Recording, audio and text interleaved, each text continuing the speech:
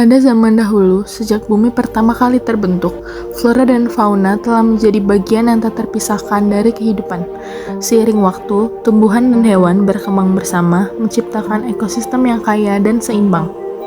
Sejak kehidupan pertama muncul di pelautan purba, alam mulai membentuk keanekaragaman dari mikroorganisme yang sederhana. Tumbuhan pertama lahir, menyerap sinar matahari, dan menciptakan oksigen.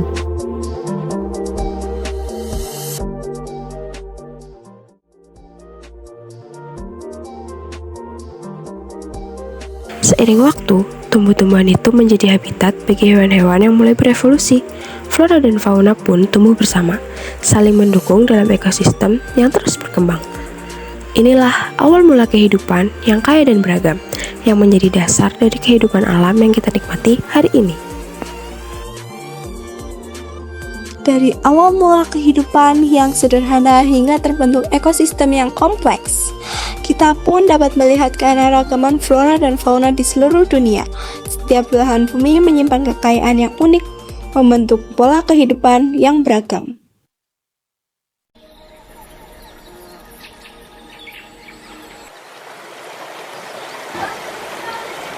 Dan kini semua itu tidak hanya bisa kita temukan di buku atau di peta dunia saja. Setiap kehidupan kini bisa kita temukan di kehidupan kita sehari-hari, contohnya di taman, di hutan, atau di lingkungan sekolah. Setiap hembusan angin, setiap daun, dan setiap serangga merupakan bagian dari perjalanan panjang kehidupan dunia. Mari kita lihat bagaimana flora dan fauna hidup berdampingan di lingkungan sekitar kita. Setiap bagian bumi menyimpan kehidupan yang berbeda, dan semua itu lahir dari proses alam yang panjang. Iklim, letak geografis, bentuk daratan, hingga pergerakan lempeng benua, semuanya membentuk keragaman flora dan fauna di dunia. Di daerah tropis yang hangat dan lembab, sinar matahari yang berlimpah membuat tumbuhan tumbuh subur dan hewan-hewan hidup dengan warna-warna mencolok. Sementara di wilayah kutub yang dingin dan tandus, hanya tumbuhan rendah dan hewan berbulu tebal yang mampu bertahan hidup. Pegunungan yang tinggi, gurun yang kering, hingga pulau-pulau yang terpisah oleh lautan, semua menciptakan batas alami yang membuat setiap spesies beradaptasi dengan caranya sendiri. Dari perbedaan itulah lahir keindahan dan keunikan alam. Sebuah dunia yang beragam, di mana setiap tempat memiliki kisah dan kehidupan yang tak sama. Setelah memahami bagaimana alam membentuk keragaman kehidupan, kini saatnya kita menjelajahi bagaimana dunia dibagi ke dalam zona-zona biogeografik. Setiap zona seperti neartik, paleartik, hingga neotropik memiliki ciri khas flora dan fauna yang unik. Mari kita telusuri lebih dalam, mengenal berbagai spesies khas di setiap zona, dan melihat bagaimana adaptasi mereka terhadap lingkungan yang berbeda. Perbedaan flora dan fauna di berbagai belahan dunia tidak terjadi begitu saja. Setiap wilayah memiliki kondisi iklim, bentuk permukaan bumi, dan sejarah geologi yang berbeda. Semua itu membentuk makhluk hidup yang khas di masing-masing tempat.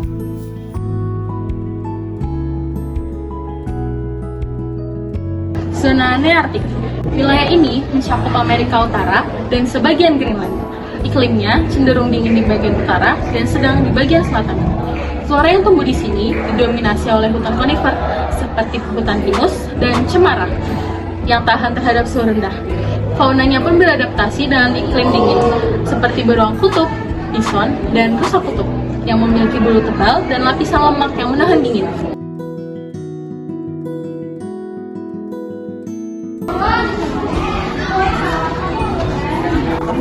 Zona paleartik. Wilayah ini meliputi Eropa, Asia Utara, dan sebagian Afrika Utara. Zona ini mempunyai variasi iklim yang luas, mulai dari gurun di selatan hingga tundra di utara. Karena ini, kita bisa menemukan flora berupa padang rumput, stepa dan hutan gugur, hewan-hewan seperti serigala, rusa, dan rubah kutub. Berkembang di sini karena mampu beradaptasi terhadap perubahan musim dan ekstrem. Zona Afrotropik mencakup seluruh benua Afrika hingga ke selatan Gunung Sahara. Iklimnya tropis dan panas dengan curah hujan yang tidak merata, sehingga terbentuk ekosistem savana yang luas. Flora yang dominan adalah rumput tinggi dan pohon akasia yang tahan kekeringan. Faunanya khas dengan ukuran besar dan kemampuan bertahan hidup di suhu tinggi, seperti gajah, singa, jerapah, dan zebra.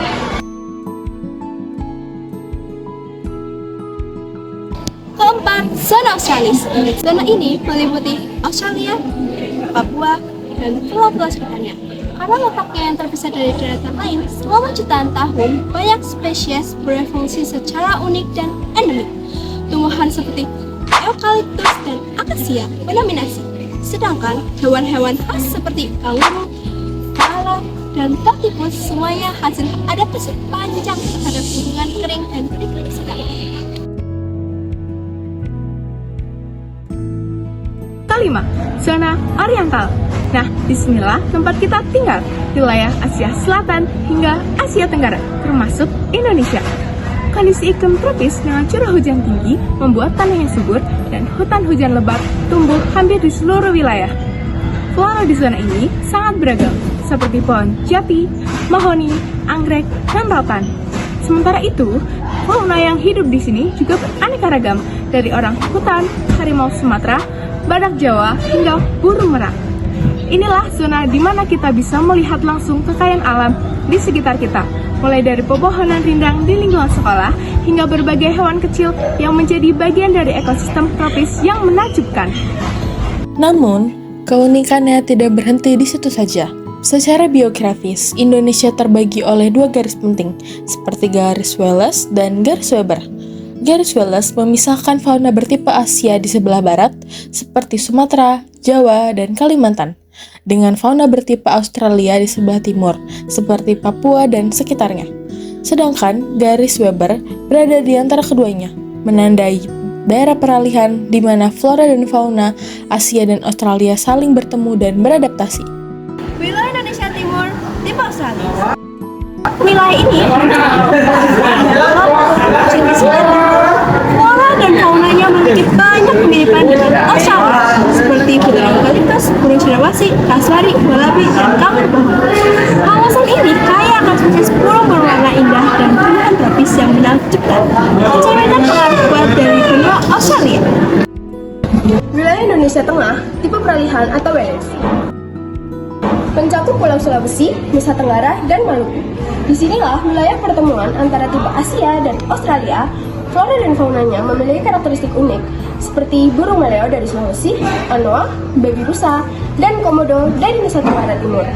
Tumbuhan khasnya antara lain cendana dan lontar yang tahan kering. Wilayah ini dikenal karena banyak spesies memiliki arti hanya bisa ditemukan di sini dan tidak ada di tempat lain di dunia. Wilayah Indonesia Barat, tipe Asiatis. Wilayah ini mencakup Pulau Jawa, Sumatera, Kalimantan, dan Bali.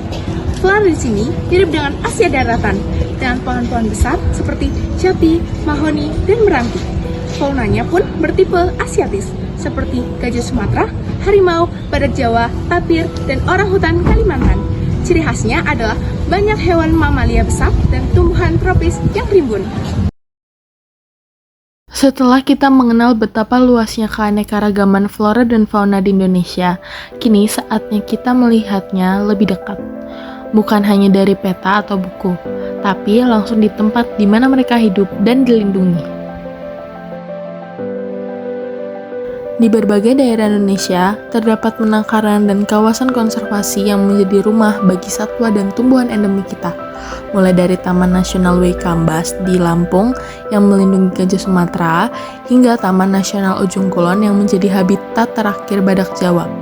Ada juga Taman Nasional Komodo di Nusa Tenggara Timur, satu-satunya tempat di dunia di mana kita bisa melihat komodo, reptil purba yang masih bertahan hingga kini.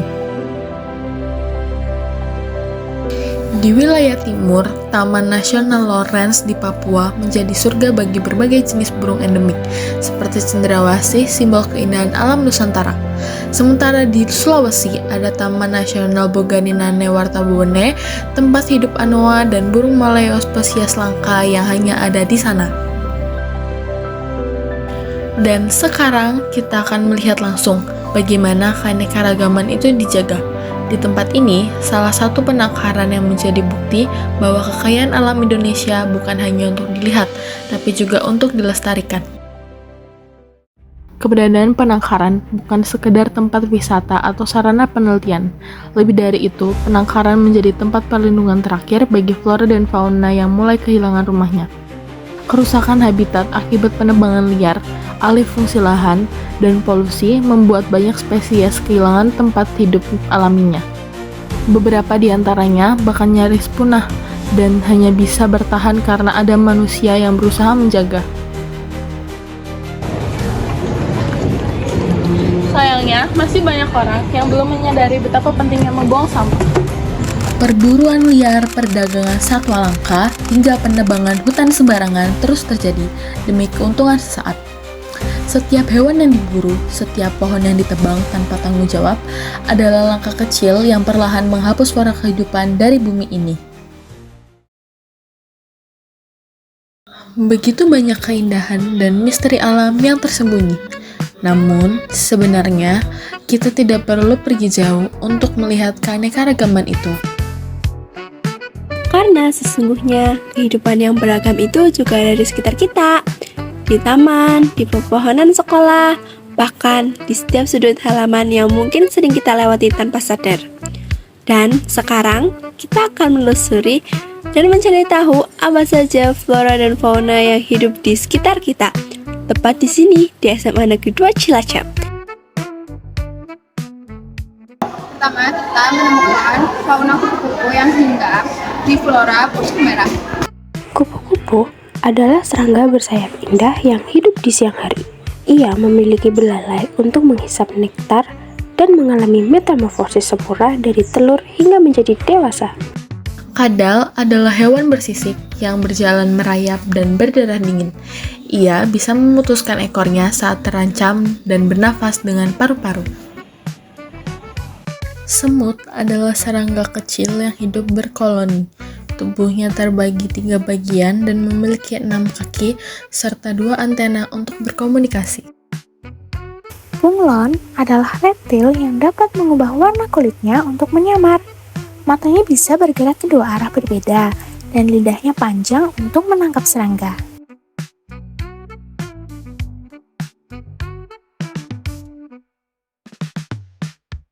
Pertama, kita menemukan flora yang bernama duri hitam. Di sini terdapat benalu dan juga ada anggrek. Pohon duri hitam. Pohon duri hitam memiliki batang kokoh dengan duri-duri tajam di bagian rantingnya. Daunnya kecil berwarna hijau tua, dan pohon ini dapat tumbuh tinggi di daerah tropis yang mendapat cukup cahaya matahari. Akarnya kuat, menjalar ke dalam tanah untuk mencari air dan nutrisi. Benalu yang menempel di pohon duri hitam. Benalu merupakan tumbuhan parasit yang menempel di batang atau cabang pohon duri hitam untuk menyerap air dan sari makanan dari inangnya. Batang kecil dan bercabang dengan daun hijau muda yang tumbuh berhadapan. Meski tampak tidak mencolok, keberadaan benalu dapat melemahkan pohon tempat ia menempel.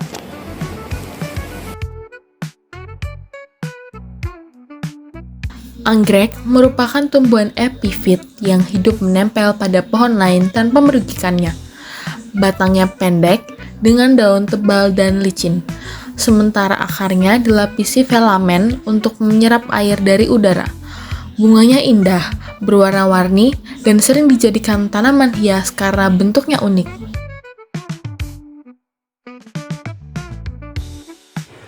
Eceng gondok. Eceng gondok merupakan tumbuhan air yang mengapung di permukaan air. Daunnya yang bulat dan mengkilap dengan batang berongga yang berisi udara. Membantu tanaman tetap terapung, bunga eceng gondok memiliki warna ungu kebiruan yang tumbuh di atas tangkai yang panjang.